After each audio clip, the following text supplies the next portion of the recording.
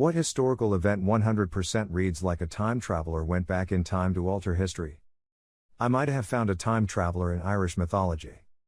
There's a mythological druid called Mugruth. He is claimed to have lived for over 1,000 years, living during the reign of different kings. Okay, nothing unusual for Irish mythology there. But he flew in a machine called the Ordwell, which sounds like a helicopter. He wore a hornless bull hide and a bird mask, which sounds like a flight helmet / cap and respirator pilots use. He drove a chariot that blinded those who saw it, deafened those who heard it, had sides of glass and was daylight inside, and it killed whoever it struck. Chap was driving a car with high beams, beeping the horn, had lights on the inside and was running people over. Edgar Allan Poe writes about an event 40 plus years in the future. Basically, Poe writes about 4 people who are starving at sea, draw straws, and kill and eat the loser, cabin boy Richard Parker. 40-odd years later 4 people are adrift at sea in a lifeboat, one drinks seawater and goes into a coma. When they draw straws for who will be eaten, the coma guy gets the short straw in a development that surprises no one. And so the 3 other men kill and eat the cabin boy. Richard Parker. Seriously. Cyanide gas attack thwarted in Tokyo subway. 20,000 people could have died, but a worker found a burning gas bag in a toilet just before it mixed with another poisonous gas bag, just in time, and put them out. That was in Shinjuku Station. I was in that station that day, and that person might have saved my life. Probably not time travel, but very good timing.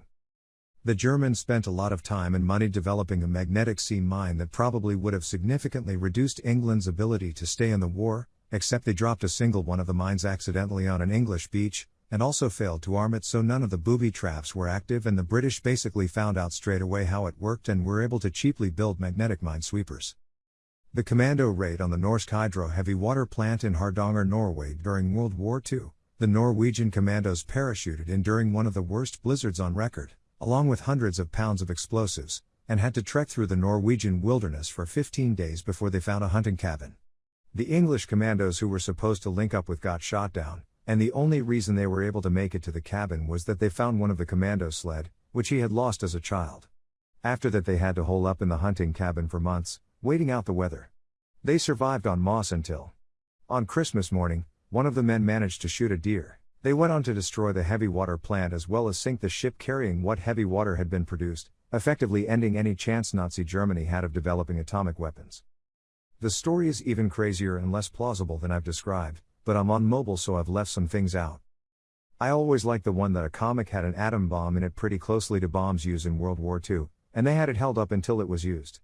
Or that the writer of a science magazine wrote about it and knew where it was being built. When asked by federal agents how did he know, thinking he was a spy, he told them he knew where the research was being held because all of his magazine subscriptions had changed address to one facility in the desert where the scientists were living. I would say there is significant evidence Fidel Castro. Every single assassination attempt failed, sometimes because of wildly miscellaneous circumstances, including a sabotaged diving suit that somehow got miraculously switched with someone else, who ended up drowning in his place. Dude holds the world record for over 600 attempts, I believe. When the Athenians voted to execute a large group of war prisoners during the Peloponnesian Wars, many of those prisoners women and children, an entire city, a man whom nobody knew or heard of took the stage. His name was Diodotus, literally gift of God. He persuaded the Athenian people to reverse their decision, which they did. Before the messenger reached the soldiers to order them to kill the prisoners, another messenger had reached them in time to inform the commander that the Athenians had changed their mind and let them live. He designed the gearbox backwards to make any real version's wheels lock up and fail.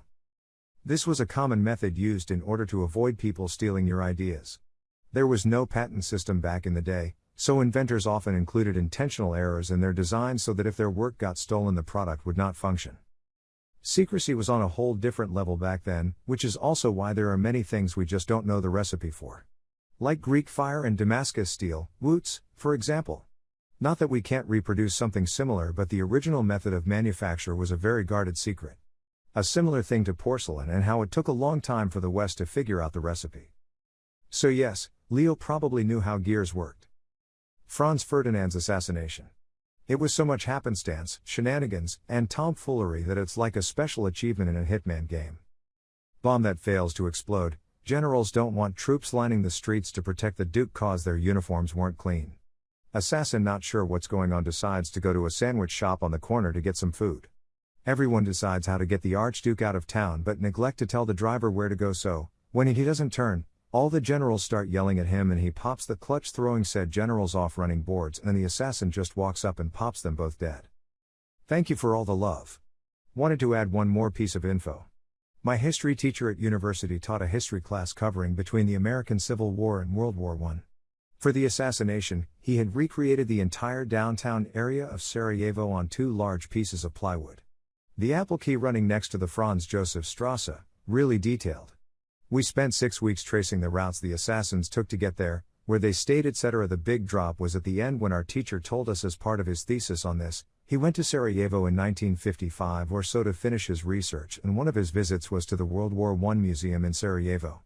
While there, he was speaking to one of the staff and found out that one of the conspirators, as part of his life sentence, was obligated to be the museum director and ensure the museum stays in working order.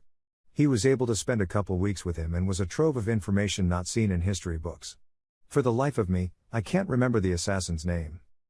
Digby and A Company managed to travel 8 miles in 7 hours while also taking prisoner 150 German soldiers, including members of the SS. During the battle, Digby wore his maroon beret instead of a helmet and waved his umbrella while walking about the defenses despite heavy mortar fire. When the Germans started using tanks to cross the bridge, Digby led a bayonet charge against them wearing a bowler hat. He later disabled a German armored car with his umbrella, incapacitating the driver by shoving the umbrella through the car's observational slit and poking the driver in the eye. 1. Digby then noticed the chaplain pinned down by enemy fire while trying to cross the street to get to injured soldiers. Digby got to him and said, "Don't worry about the bullets, I've got an umbrella." He then escorted the chaplain across the street under his umbrella. When he returned to the front line, one of his fellow officers said about his umbrella that thing won't do you any good, to which Digby replied, "Oh my goodness, Pat, but what if it rains?" 7. The Russian writer Fyodor Dostoevsky was sentenced to death by firing squad, and just as they were preparing the groups to be shot, a messenger came with a letter from the Tsar forgiving them, and the sentence was changed to prison labor.